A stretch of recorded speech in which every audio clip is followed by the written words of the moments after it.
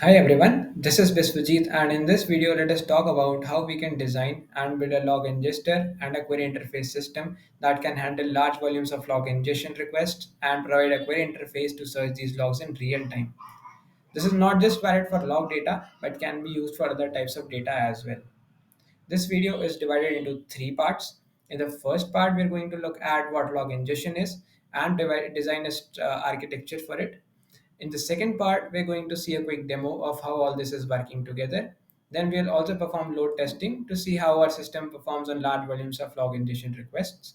In the third part, we're going to look at the code and how do we implement this. And finally, I have added the code and documentation of this on GitHub, the link to which you can find in the description below. Okay, so let us begin. This is going to be a distributed system, which means that there will be multiple services running and each of them will be collaborating with each other. Then it can handle large volumes of log ingestion and provide a query interface to search these logs in real time. We will see how we can perform this. Now let us look at what log ingestion is and why do we need it. So logs are being generated by every device or system, be it a database, a website, a server, or even the applications or services running on your smartphone or PC. These logs report about what the current status of system is, and these can be generated in volumes of hundreds or even thousands of logs per second. So this poses us a problem of how to search and analyze these logs. And this is where our log ingester system comes into picture. So there will be multiple services that will be producing logs, and these logs will then be ingested into our log ingester system. Our log ingester system would efficiently store them and provide a search interface so that we can easily search these logs and provide and see the results. Now let us look at a sample log. How does it look like? There can be multiple formats in which a log can be present, like JSON, XML, or even plain text. Here I've used a JSON as an example. So there can be multiple fields. There can be field like level, which tells us about what type of log it is. Like the value can be error, info, warning. It has a field like message that tells us about what the message the log is the log is reporting. It can have fields like resource ID, timestamp, trace ID, and all this. Okay, so the basic system which we are going to design is going to be a server that is listening that is listening to HTTP requests on one port, and it is going to respond to the user queries on other port. Now let us look at the system design of it. So we have our log producer that is sitting on one end. It can be a database, a website, an application, or anything else. This would be ingesting logs into our system. Our system would then take these logs and store them efficiently. Then we have user that is sitting on other end that will be querying for these logs. These logs, when being ingested into our system, would first be cached by the load balancer. What load balancer will do is distribute these requests to the multiple servers that are sitting behind. It would also provide upscaling and downscaling facilities. Then after these logs reach to the server will pre-process these logs and then post these logs into the Kafka topic. Our servers are handling these requests concurrently. What does this mean? This means that while the server has posted these logs into Kafka topic, in the meantime, it would be handling other requests. So this gives us a great performance boost. I would be using FastAPI to implement this. You can use other servers that can handle requests concurrently. Now, first, before moving on to the Kafka, let us see why are we just not inserting these requests into the database directly? Why are we using Kafka here? This is because when there will be multiple requests, our Elasticsearch cannot handle them. Elasticsearch is not designed to handle these many requests. It would either go down or just drop some of these logs. And so we are using Kafka here.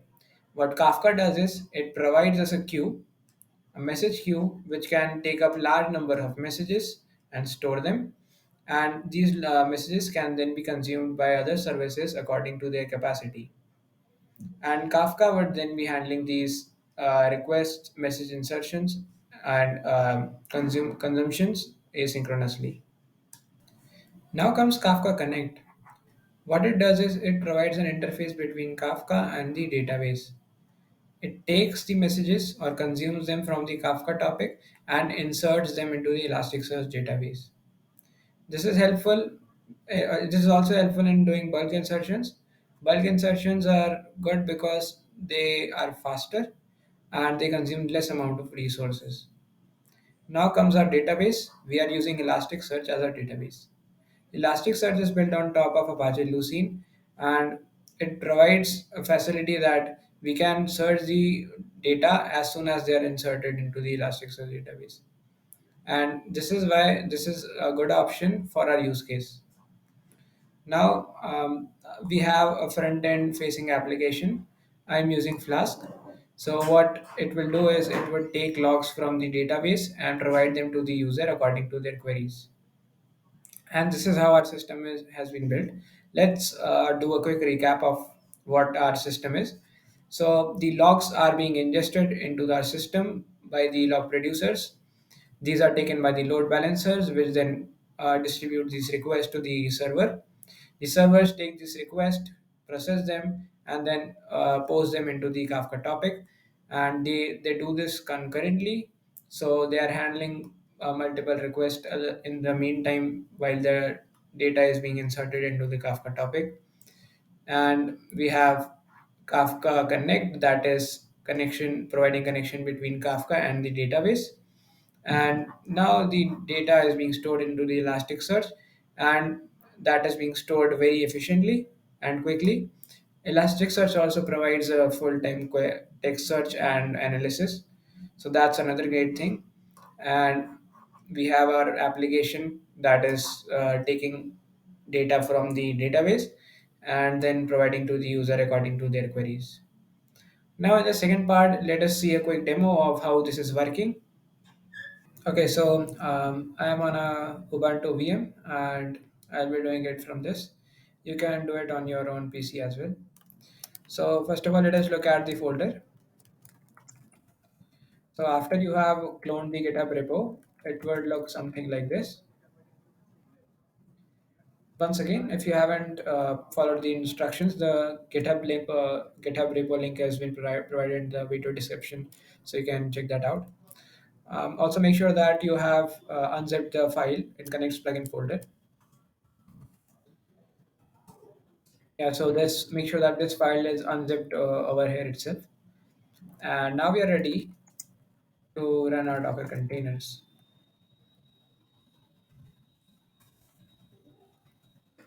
Yeah, so now let's spin up our Docker container.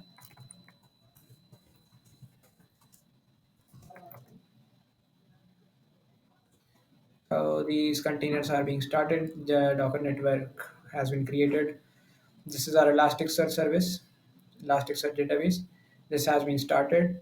Zookeeper. This I have not talked about in the previous video. Zookeeper is provided by Apache. It is another service that helps us in managing clusters. So in this case, it would be managing Kafka. Then we have our query interface that has started. We have Kafka over here. We have Kafka Connect. We have our ingester. We are just waiting for Kafka Connect to become healthy, and then we'll get started. Okay, so in the meantime, let me tell you what we are going to do is basically we'll be inserting the logs on port number 3000. That is where our ingester server is sitting. And on port 5000, we will be querying these data. Also, I have not used load balancer that I had explained in the previous video, just to make things simple and a bit easier. Okay, so these services have started. Kafka Connect has become healthy. Now we can just um, look at the UI. The UI is been running on port number 5000. I have exposed my VM on a public IP so that I could look at this on my browser. So let me just start this. Let me just run this on my browser.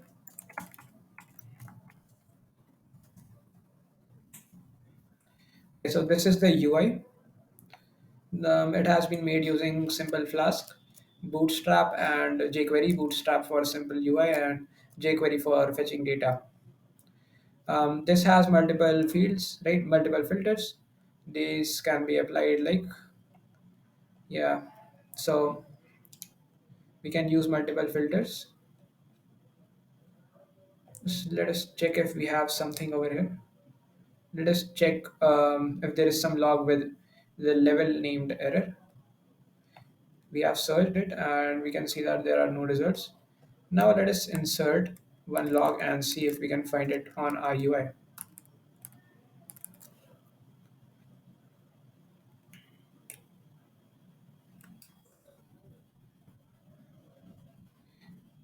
Okay, so what we are doing here is we are doing a post request to our ingester server that is running on port number 3000. This is the log which we are trying to insert. Yeah, the log has been received. Now let us quickly check if we can find it on our UI. Yeah, so we can see that this log has been found. We can also use different filters, right? So let us do this on a date. So we can put a start date and end date, and let us see if we can find the log between these date. Let me just quickly copy this to make things a bit faster. I'll copy and paste it, same thing over here. Let us try to see if we can find this log from, let's say, our from the date number 14th till date number 16. Let's just see if we can find it. And this has been found. Now, what if we put this on, what is this? This has been on date number 15th. Let us do it on date number 16th and see if we can find it. Yes, this has not been found because it was of date number 15th.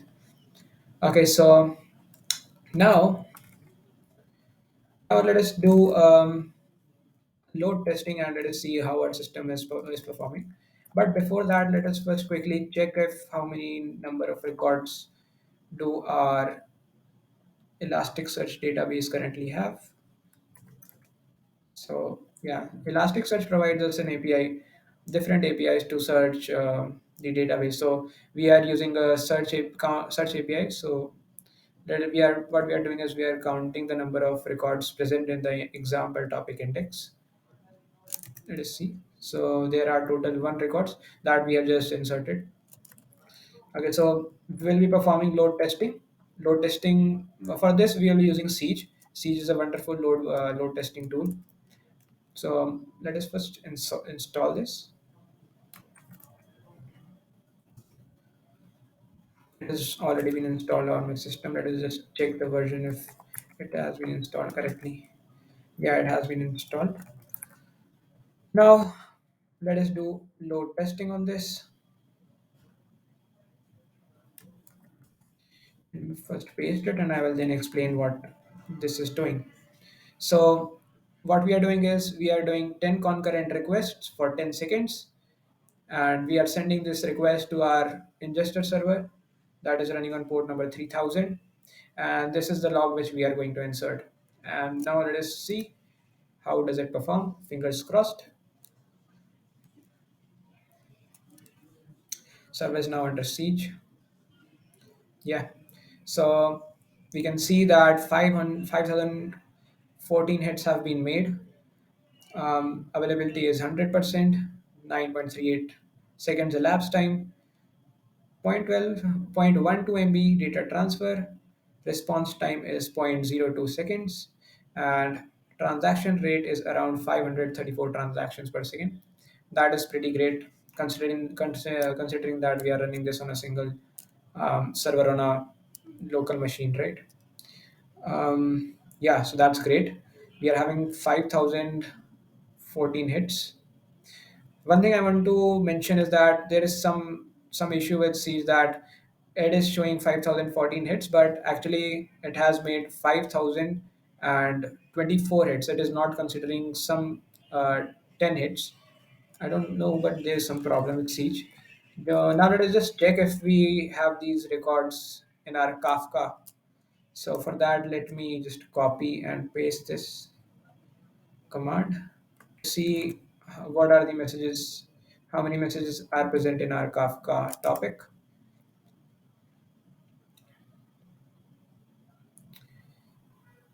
So we can see that there are 5,025 messages that have been sent to Kafka, and just see if how many messages, how many records have been inserted into our Elasticsearch database. Oops.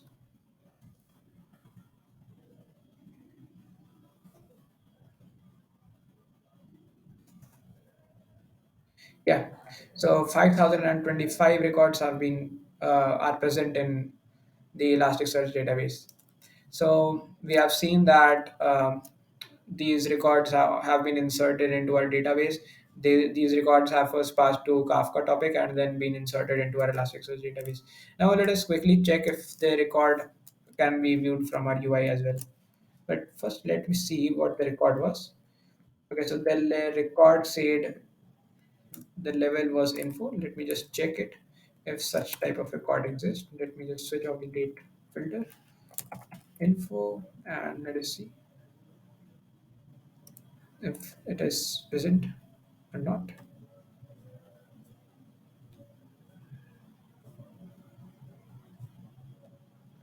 It is not showing. Yeah, yeah. So we can see that there are so many records with the same record.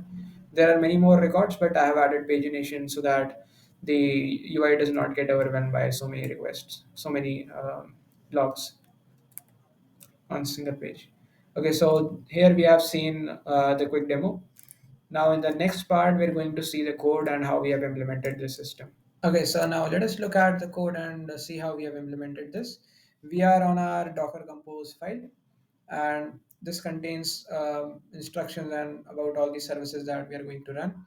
We will first look at this file to understand how all these services are interacting together, and then we will look at the ingester server and query interface separately. Okay, so the first service that we are running is Zookeeper. This I have already mentioned in the previous video. Zookeeper is used to manage clusters of services. So in this case here it will be managing Kafka. It is running on port number 2181. Then we have Kafka. Kafka, we have the image coming from Confluent, and this is running on two ports. 29092 is for the connection with within the Docker container, so connection with the services within the Docker container, and 9092 is for contacting it, connecting it from our PC or the local host, right? So here we have told about that Zookeeper is present here, so it can talk to Zookeeper from this domain name and from this port. Then we have Kafka-Connect. This image is also coming from Confluent. This is running on port number 8083. And this service depends on Kafka to be started and Elasticsearch to become healthy.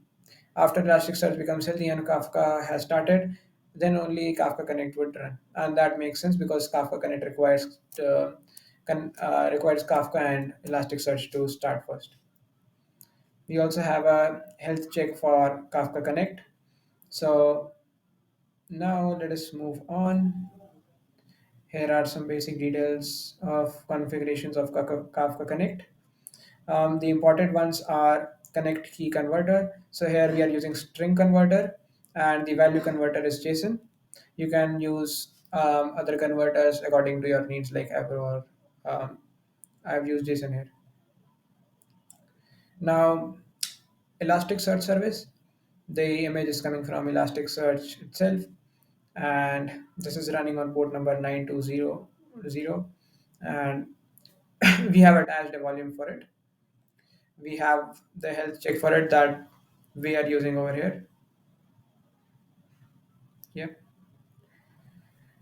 So now after this we have our query interface service, and this has been built from the query interface folder over here, and we have our ingester server service that is built from the ingester folder that is over here.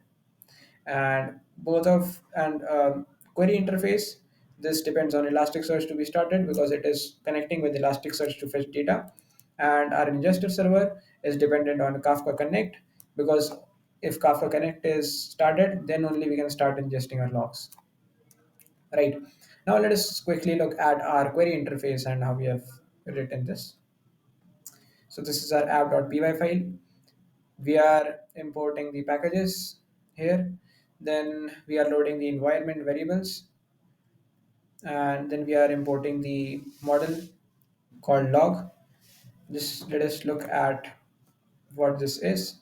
So we are using Elasticsearch DSL. This is a client for connecting, Python client for connecting with Elasticsearch, helping us in searching and querying the Elasticsearch database using Python. So these are our models which we have created. This is the log model, and these are the fields. As also already discussed in the first video, these were the fields. The index is given by the environment variable Kafka topic, which can be found in .env file over here. You can change this as per your needs. Then, yeah, this is the nested field log metadata because metadata is a nested object within the log. Okay, so now let us see. We are creating the app instance here, and then we are connecting with the Elasticsearch. After this, we are serving index.html on our home route. So let us look at index.html. What does it contain? It is present in the templates folder. So this is our index.html. This is a base built on symbol bootstrap. You can see that we have used bootstrap over here and some basic Ginger templating. Then we can see jQuery, which we have used. So this is for toggling the input fields based on the filters. Some basic dynamic things which we are doing here.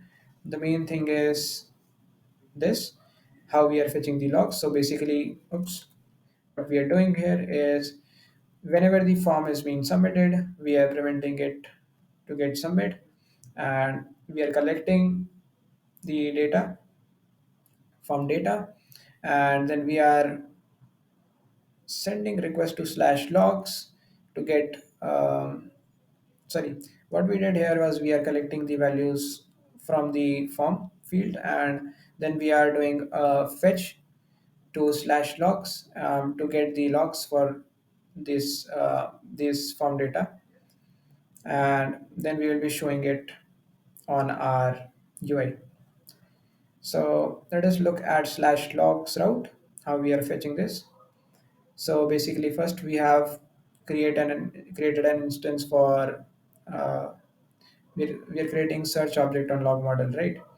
So after this, what we are doing is we are using basically in this part, what we are doing is just picking out the query parameters from the search, and then we are creating a search query using it, and then we are just searching it using our search object. Then we are returning it, and this is being shown on our index.html page. Okay, great. Now let us look at the ingester server. Let us move on to our main.py file. So first of all, we have imported the basic libraries. Then we are using FastAPI over here. And first of all, we are um, loading the environment variables. Then this is lifespan function. This function will be the first function to run before the app gets started. So how this is being done is we can see that we have created an app instance using FastAPI and provided value for lifespan parameter as this function. So this is the syntax if we want to if we want to run a function before our server runs. So let us see what we are doing in this function. In this part, we are actually setting Kafka Connect configurations through the post request. So what this is doing is Kafka Connect provides API through which we can um, set the configurations for Kafka Connect. What we are doing here is we are setting the name of Kafka Connect as Elasticsearch Sync. Then we are using Elasticsearch Sync connector as the connector class. We are telling it that the Elasticsearch is running on port number 9200 on Elasticsearch domain name.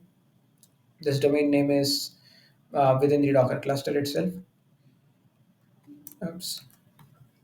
And then we are sending this request on port number 8083 slash connectors. This is basically the URL for Kafka Connect. And now here, what we are doing is we are creating a producer object using this library, this package called um, Python Kafka Python.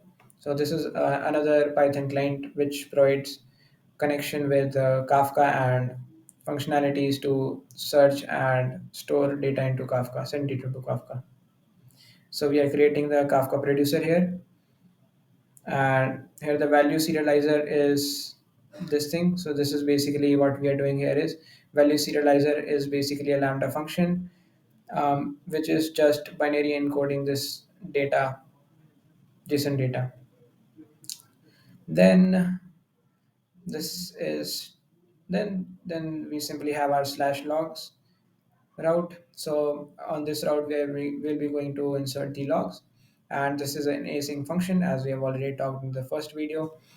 What we are doing here is the producer which we have created earlier over here using this object, we are sending the log to the Kafka. So and this function is basically an async function.